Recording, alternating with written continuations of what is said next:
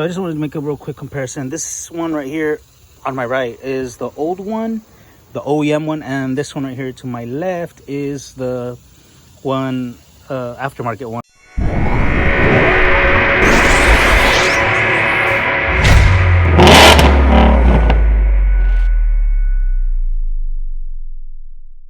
Welcome back to the channel, and in today's video, guys, we will be installing the O2 sensor on the 2006 Dodge Charger RT. How can we forget we have the merch from Street Speed 717. I'll leave the link down below. No car or no car. Also, before you start this job, make sure you just go ahead and disconnect the battery. You don't want to get shocked or anything like that. Just disconnect the negative. So and then you should be good. Here, as you can see, I have the sensor 1 here, this one is a lot different than the downstream one, or sensor 2. Let's go ahead and open it. This is a Bosch, brand spanking new. So they usually always come covered like this because it has a little bit of grease on there. So go ahead and open it. Check it out.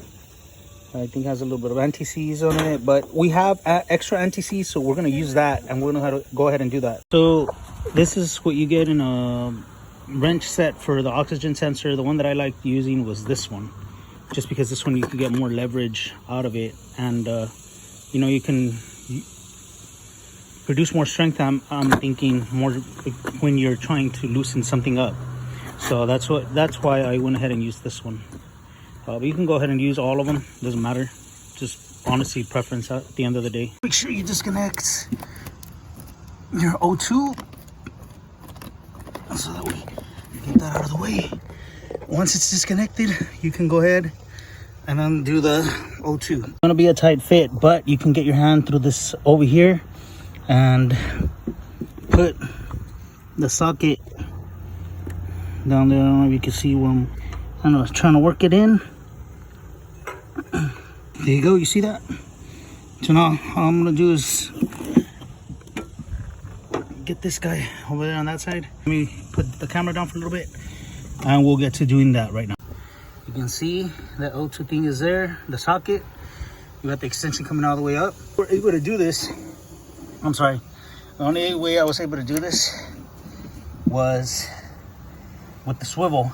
You guys don't have that, you guys ain't doing nothing to it. So of course with this one, we're just gonna go to the lefty loosey. So let's hope it comes off, because I don't think it had anti-seize. So let's just hope it comes off easily. If not, I'm gonna be struggling here for a while, but let's get right to it. 2,000 years later. So I just wanted to make a real quick comparison. This one right here on my right is the old one, the OEM one, and this one right here to my left is the one aftermarket one, or close to OEM. But I mean, you can see the difference there, except this one, of course, I broke it. But all right, so we'll pick that up in a little bit. And now all I'm gonna do is just thread this one in there. Hopefully this is what has been causing the whole issue with the car. But let's go ahead and get right to it. Here's that anti-seize that I bought, just in case, just put a little bit extra, you know, peace of mind. That way, if I do have to service this again, or whoever has to service it eventually, it'll be a lot easier for them, not as hard. Let's go ahead and put it in there. Now, as you can see down there that where that white stuff is, that's where the O2 sensor goes. So gotta fit in here. Do my best to get right in there. Burn myself a little bit. It's not a big deal, honestly, but just a little bit. I had to. There was no way around it because there's not a lot of space back here, as you can see. But here we go, kind of threading it in there by hand. Not a lot of room. Once I can't do it anymore by hand, then I will get the wrench and the socket. So as you guys can see, I just decided instead to go with the smaller socket, and I'll show you guys which one I use afterwards. I'm going to use my swivel, my extension, and we should be good to go. I'm going to tighten this one after all, and yeah, we're going to do that. Use actually on all of them. It was a lot easier to get leverage out of it as well, and it just works a lot better. And on, it's just a matter of reaching through here and using your two hands at the same time here to be able to achieve putting the extension, the swivel into the socket. Now we put in our other extension, my cordless ratchet. Good to go. I am just going to check it with my hand here. See if it doesn't fall.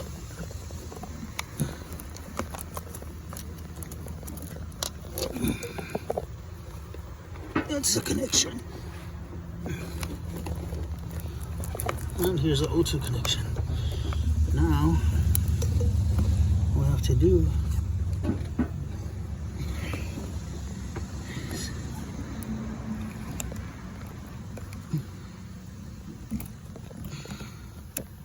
is really hard, actually, because there's really not a lot of space to be doing this. And let's let it rip. So let's go ahead and go back to O'Reilly's and return this to the loaner tool. All right, guys, and there you go. The check engine light is gone. Now that flat tire symbol is because on this left tire I had to put a regular TPMS. I didn't end up putting the one that's supposed to go there, but we'll end up doing that eventually, you know. So the car's running good now. No check engine light, as you can see. So hopefully now it starts working and all that good stuff. But we'll see. All right, everyone, so that basically concludes today's video, and the install was a success for the O2 sensors, but there is an issue still. It still has a check engine light, and we're gonna have to get that checked out, but I'll leave that for the next video, guys. So not the next video, but maybe a future video. So anyways, y'all have a good one. Take care. Like, share, subscribe, all that good stuff. Hit the bell button. It'll really help out the channel, guys. Yeah, definitely, guys. Check out the channel. Share it out. All that good stuff. Hit the notification bell button for future giveaways as well. And with that being said, we'll see you guys on the next one.